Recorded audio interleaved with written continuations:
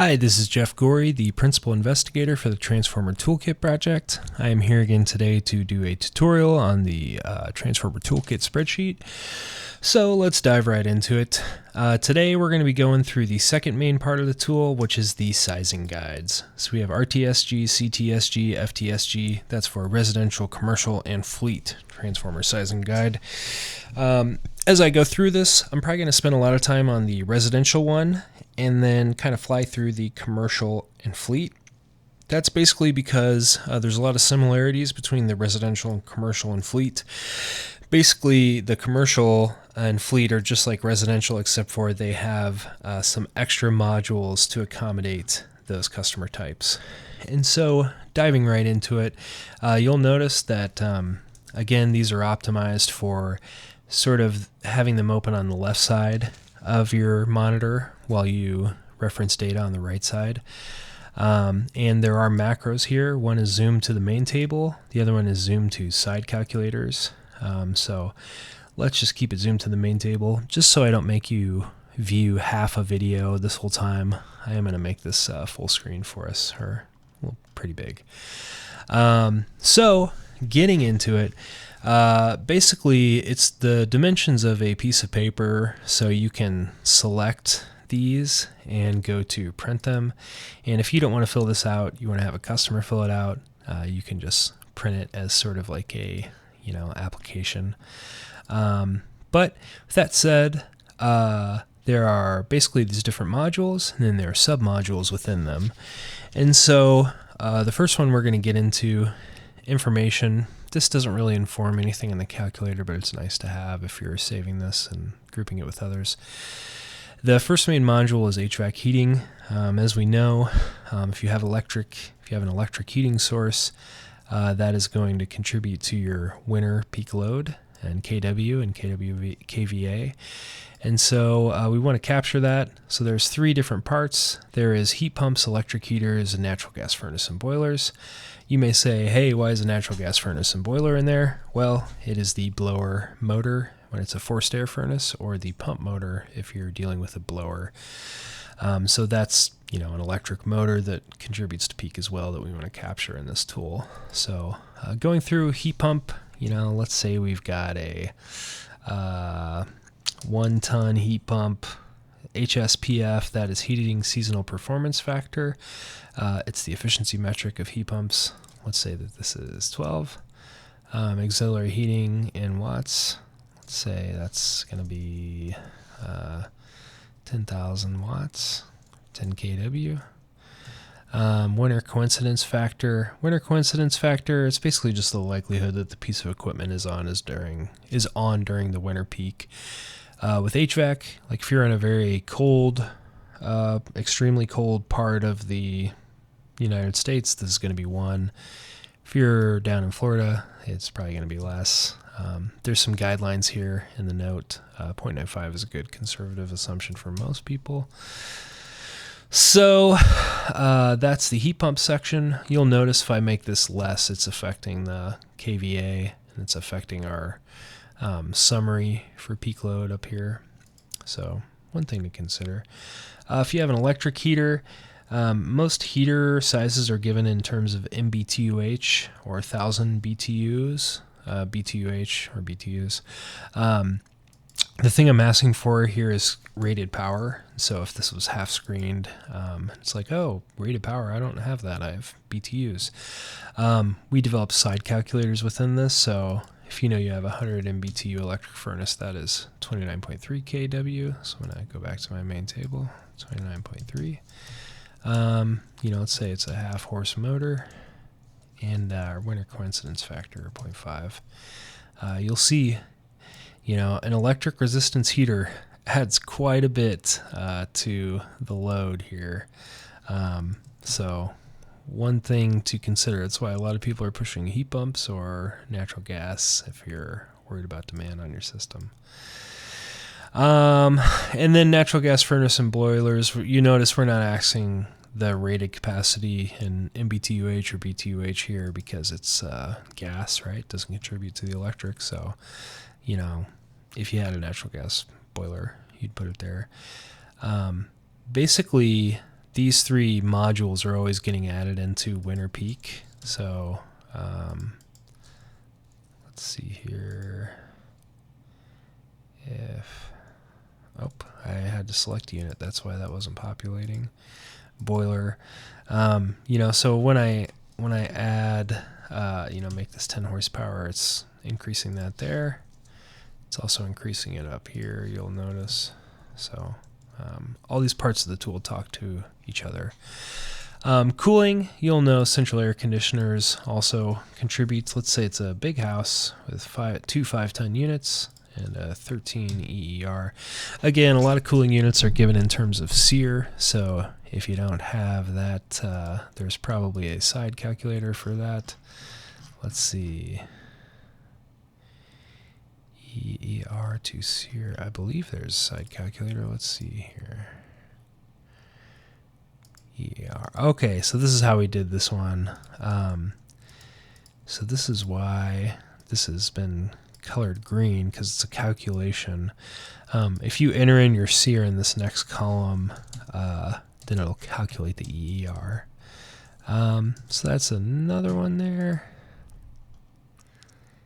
HVAC cooling, you'll notice the summary of this module is here.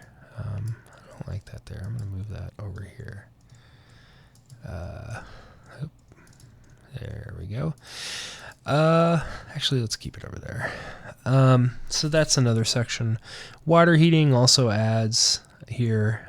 You'll notice if you select a natural gas water heater, it's not going to add anything to your peak load.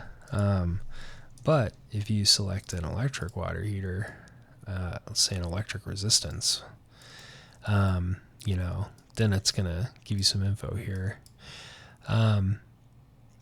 Basically, there's pulling some recommended numbers here based on size. You'll notice if you were to reference the color codes, that's colored as a default value or recommended value.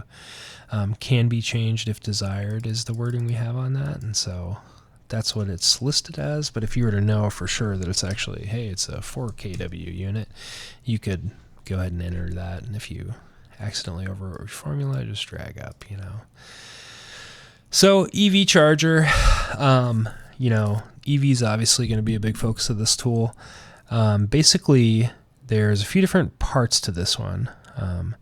There's one part where you can look up the model to find the max charging speed, or you can just enter it in yourself. So let's start at the beginning though. So there can be a few different ways to restrict the max load that this EV charging puts on your house and your transformer.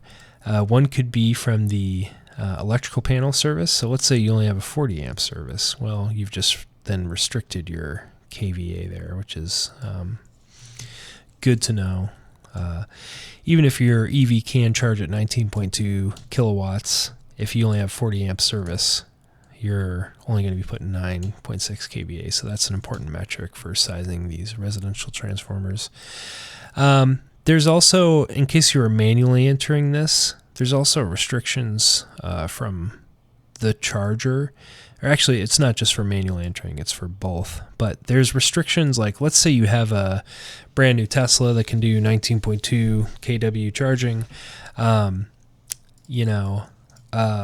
If you don't have the very expensive Tesla supercharger, then you can't charge that fast. And so that's another restriction we wanted to capture in here. Another thing you'll notice is that it'll tell you what the load is restricted by, whether that's the max charging speed of the model, the panel, or the charger.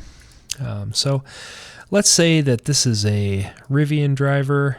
They've got a R1T 2024. Let's see here. PQR Rivian. So another thing is if your lookup isn't sorted perfectly, you would just go to the lookup tab and then sort by make is how I like to do it. It just makes sense to me for some reason. So again, let's get back in here. Let's say we're going to look this up through the model lookup method. So I'm just going to delete this guy. over here. And again, Rivian R1T. PQR Rivian R1T dual motor. Let's say it's 2025 dual standard. So its max charging speed is going to be 11.5 kW. Year-round coincidence factor. Basically, this is to account for if your utility has implemented managed charging programs that discourage the charging of EVs during summer and winter peaks. So basically, if you say, hey, we're encouraging them to charge in off-peak hours, we assume that it's a 50% coincidence. You can hedge this KVA by the coincidence factor or shade it in a way. But let's say it's 0.75. But yeah, if you're planning for the worst possible loading conditions, I would make this 1. The default value in the tool is 0.8, pretty conservative. So let's do 1. And again, here, the maximum possible EV load is going to be 11.5, but the year-round peak load is adjusted to 9.2 because of the coincidence factor. If we were to make that 1 and then say, oh, it's actually only a 40 amp panel, the maximum possible EV load here would be 9.6 kVA, as well as the year-round peak load. So the reasoning behind that, if you're assuming that they're going to, it's a 0.5 coincidence factor, that's a great assumption, but I thought it was still important to know what the maximum possible load could be.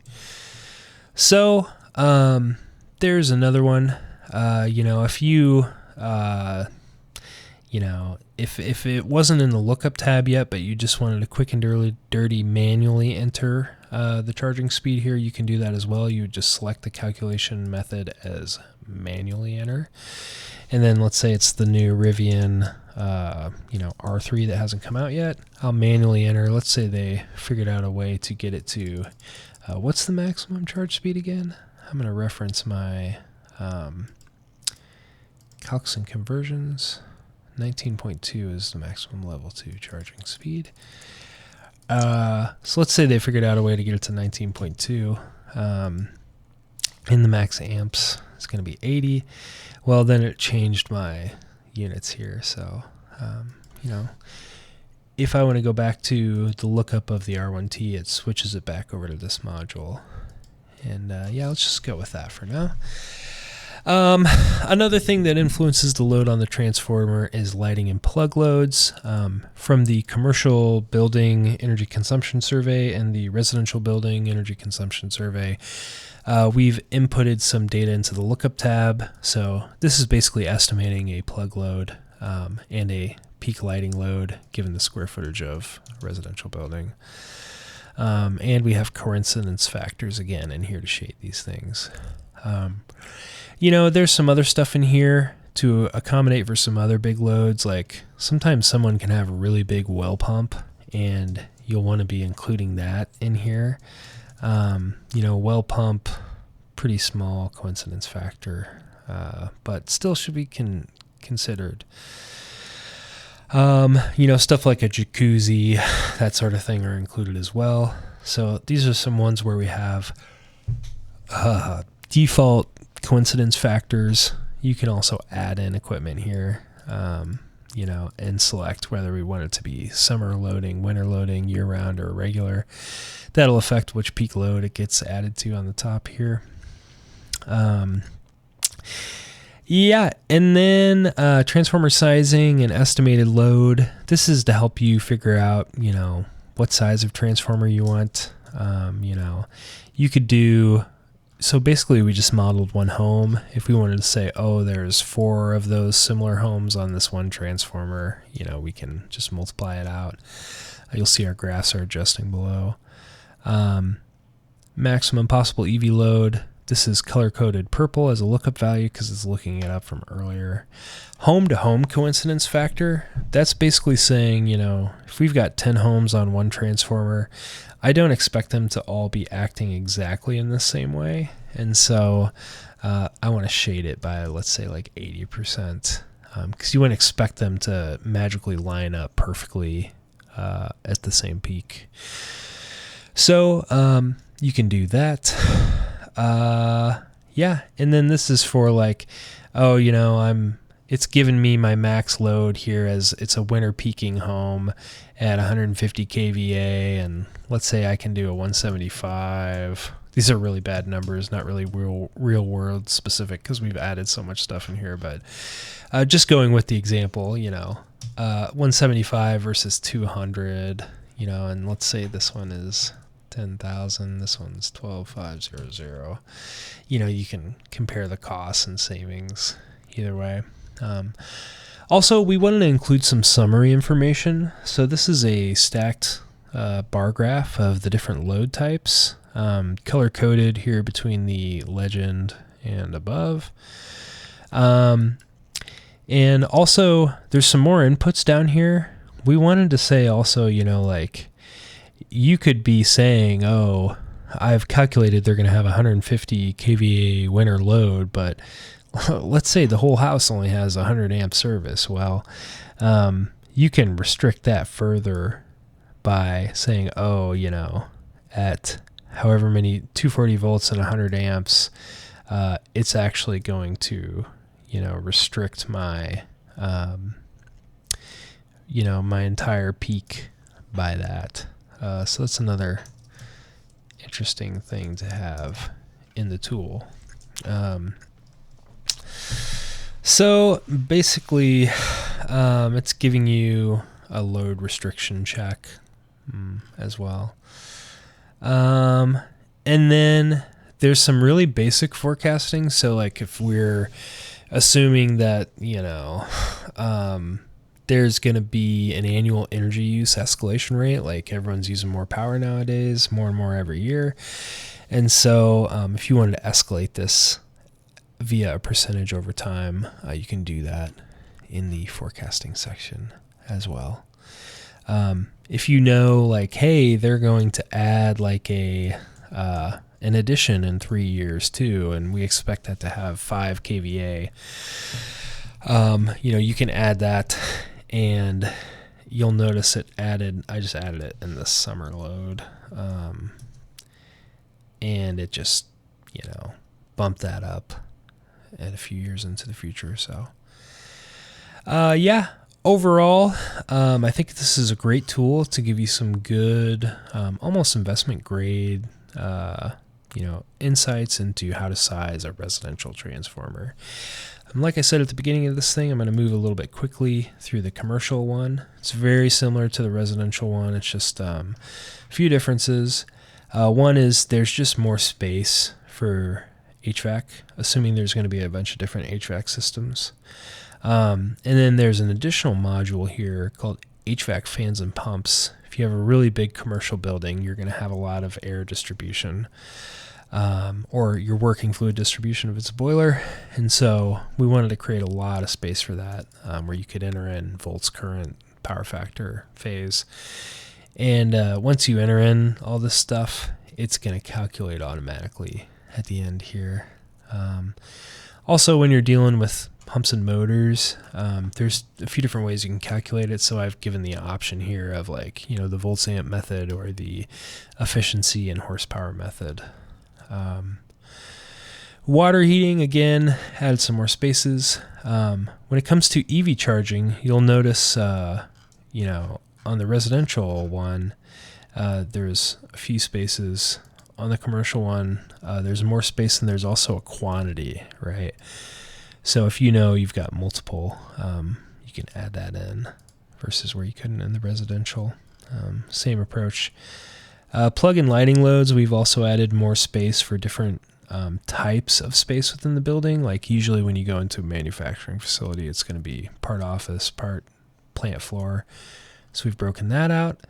And then we've got process and manufacturing loads, again, more pumps, motors, and fans. And miscellaneous major equipment loads, included that again. Same transformer sizing and total estimated load section. The summary section here, perhaps a little bit more robust than the other one. Just giving some different breakdowns of the load and when you're expecting it in the summer or winter. Forecasting, again, is very similar. I think this went 35 years into the future. Yeah, 35 years into the future. Outside of that, it's kind of, you're kind of throwing a dart at a board.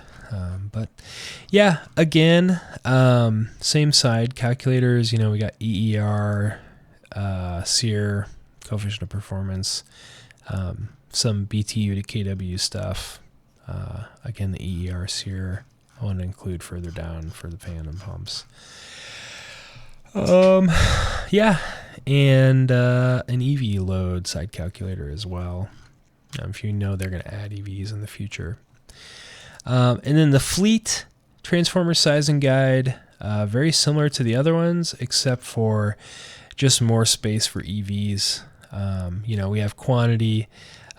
We also added some stuff into this one where it talks about the charge time of the EVs that wasn't included on commercial or residential. This is really focusing on getting them to install the right sort of chargers or to charge optimally. For example, if you need to charge 20% of a battery, it doesn't make sense to do that at 19.2 kW for like 30 minutes versus spacing that out over the entire night. And so it's starting to help the utility manager empower themselves with data to recommend optimal charging. And if you can get them to charge in a more sensible way, it can also save them cost in terms of the infrastructure upgrades. So transformers, lines, that sort of thing, service. So, some new things in here that you'll see are when they start charging. So this is like 1 to 24 military time, and then the end time 1 to 48. It's 48 because like overnight charging, it's bleeding into the next day. So if you were going to say they all get back at 5 o'clock, that would be 1,700 hours or 17 there. And then the next day at 6 o'clock, they unplug and hit their routes. That would be 30 here because it's 24 plus 6. And then it's pulling the data. I just put in here the 2025 Rivian RCV 500. It pulls these two things. And then given that charge time, it's going to tell you what percentage of the battery it can charge. And then also an optimized charging speed. So if you wanted to really level out your load on the transformer, you could charge at this speed to get 100% battery. So that's that. There's also some stuff about the existing transformer, whether or not you need to install a new one for a fleet. So like maybe it's an industrial building that's the lines have changed a few different times and they have a bunch of transformer capacity. This is trying to account for that and helping you figure out whether or not you really need to replace their existing transformer. Same sizing and load tool, and the forecasting also basically the same. So these tools are pretty straightforward, pretty easy to use. Hopefully you've gotten some value out of this tutorial. And like with all the tutorials, I will wish you best of luck in using the tool, and thanks for watching.